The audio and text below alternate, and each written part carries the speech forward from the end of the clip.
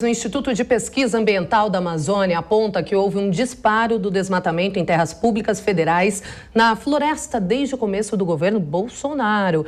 Vamos voltar a Brasília. Paola Cuenca, ao vivo. Conta pra gente mais sobre essa pesquisa. Paola, boa tarde. Pois é, o IPAM, por meio de nota técnica, fez um levantamento dos dados que já são feitos, todo o rastreamento a respeito de desmatamento na Amazônia pelo PRODES, o Sistema de Monitoramento por Satélite da Floresta Amazônica, que é inclusive um trabalho feito com ligação com o Ministério da Ciência, Tecnologia e Inovação aqui do governo federal.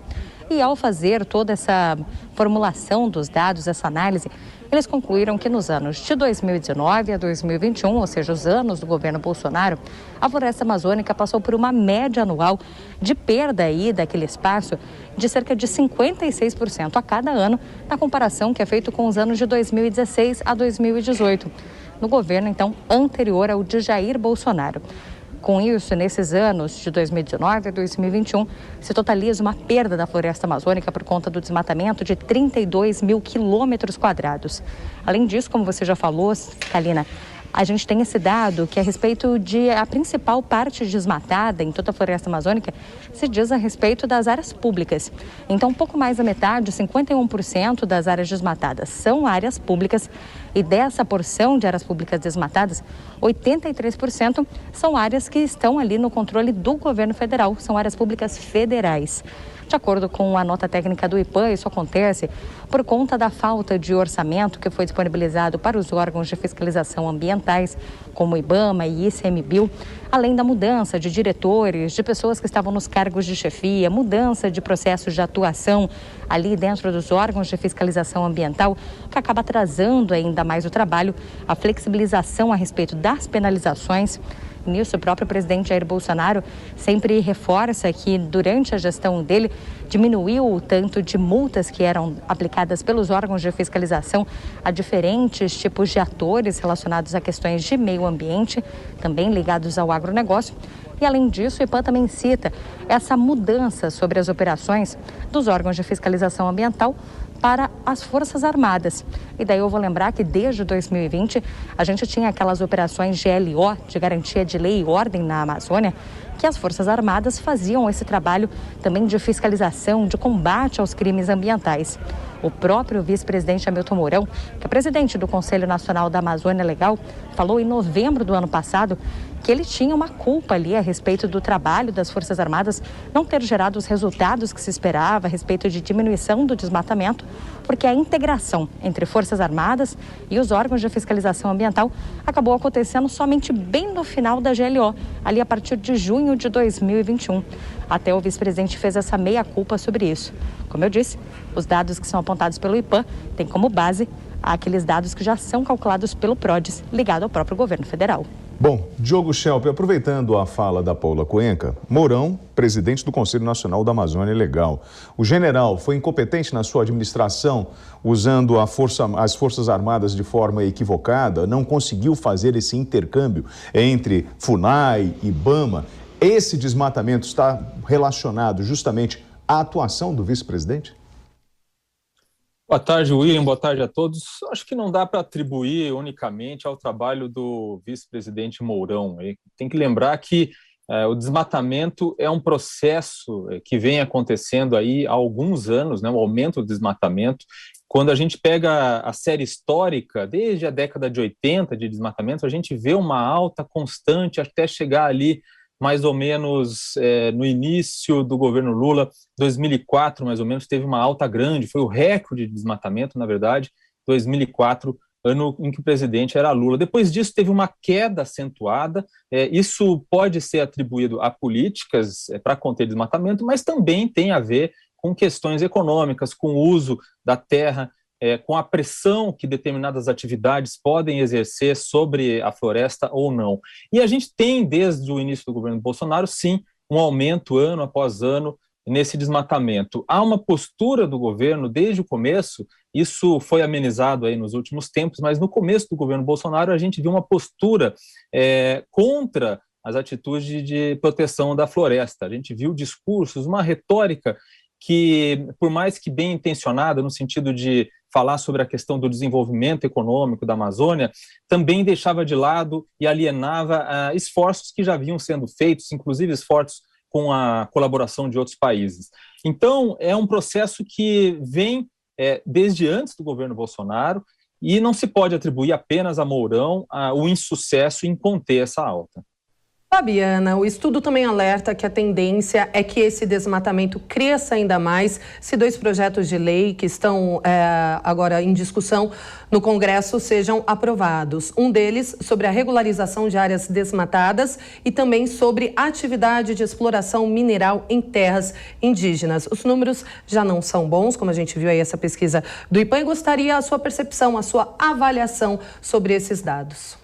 Vamos lá, tem algo aí que está errado, equivocado, quando se atribui esse desmatamento ao agronegócio. A Amazônia é área de mangue, não comporta agronegócio, então precisa tirar essas místicas da nossa frente, porque são coisas completamente diferentes. O presidente Bolsonaro sempre chamou a atenção para uma coisa que é verdadeira no Brasil. Nós temos a melhor legislação ambiental do mundo e a que mais fala a respeito de proteção de áreas indígenas, de solo, de etc. E a quantidade que nós temos em quilômetros de proteção, né, que não se pode fazer nada, é gigantesca. Então, assim, nós temos um desmatamento, o Hamilton Mourão falou o ano passado a respeito disso, é um novo tipo de política, porque os militares já estão acostumados a fazer a defesa das fronteiras no Brasil, então nada mais natural do que eles também verificarem essas operações aí criminosas, essas sim são criminosas, de desmatamento, e a gente teve também no ano passado a atuação da Polícia Federal combatendo também garimpos ilegais e o desmatamento em si. Então, esses 2 projetos que são importantes, mas a gente já sabe que vontade política só serve mesmo quando for para fazer ou falar alguma coisa negativa. Vamos esperar agora nesse ano, que é o famoso ano eleitoral, se passa algo a respeito disso. Mas lembrando aqui, o que nós temos de legislação ambiental já faz a diferença toda. E também está faltando o dinheiro do Biden. O Biden prometeu aí trazer um dinheiro, né, para ajudar na Amazônia, está na dívida com o Brasil, só foi falar. Bom, Zé Maria Trindade, eu preciso de dinheiro do povo americano ou eu não estou sendo competente? Por quê que eu estou te falando isso? Em agosto de 2020, um pesquisador aposentado do Instituto Nacional de Pesquisas Especiais disse, abre aspas, o INPE demorou 30 anos para construir um sistema de monitoramento e produção de imagens e dados seguros, reconhecimento internacional. O que está em curso é o desmonte e militarização do INPE para controlar dados. Antes de me dar a resposta, eu tenho um chamado urgente da Camila Yumes. Van Traubem falando. Eu não falei de perseguição, que eu me lembro, mas eu estou aqui para prestar o depoimento sem medo. Agradeço a delegada Denise, porque ela permitiu meu advogado acompanhar, né, porque ele estava de Covid. Bom, nós perdemos a comunicação, Van Traubem chegando à Polícia Federal para o seu depoimento. Então, antes de passar a palavra para os nossos comentaristas a respeito desse depoimento do Van Traubem, a provocação que eu faço para você, o José Maria Trindade, em função da fala anterior, nós vivemos realmente, você que está em Brasília, esse desmonte e militarização do Instituto Nacional de Pesquisas Especiais e por isso nós estamos tendo esse resultado aí por falta de monitoramento e hoje cresce o desmatamento? Não, há uma melhoria do sistema, há uma aposta em tecnologia, uma aposta em renovação. O sistema ficou antigo, ficou muito arcaico, precisava de tecnologia nova e houve, inclusive, uma participação muito importante do ministro de Ciência e Tecnologia, o astronauta Marcos Ponte, e há todo um conceito, isso que a Fabi falou é muito importante. A nossa legislação, nosso arcabouço legal é um dos melhores do mundo, rígido demais. Não demais, uma medida certa. Foi o primeiro documento completo, né? O que existe nos outros países, né, é uma legislação esparsa em vários pontos. Esse código, ele é unificado e muito bem amarrado. Isso aí, William, na verdade, são as bordas da Amazônia Legal. Dá a impressão de que estamos destruindo a floresta, não é assim. São as bordas e isso aí é, sim, trabalho de grileiro. E é por isso que o presidente mandou ao Congresso um projeto para regulamentar e dar o documento àquelas pessoas que estão lá. O país, o Brasil, chamou brasileiros para ocupar a Amazônia Legal. Ela estava correndo perigo, não era habitada. Chamou os brasileiros, venha. Aí foram, enfrentaram lá uma selva, né? E fizeram as suas fazendas, e agora não é justo que tomem as fazendas já dos sucessores dessas pessoas que desbravaram, ocuparam e habitaram a floresta amazônica. Não há nenhum incentivo, não há nada de conselho para que faça desmatamento, muito pelo contrário. A ideia do governo é reforçar a proteção. Tanto é assim que nomeou o vice-presidente da República exatamente para coordenar esse processo contra o desmatamento.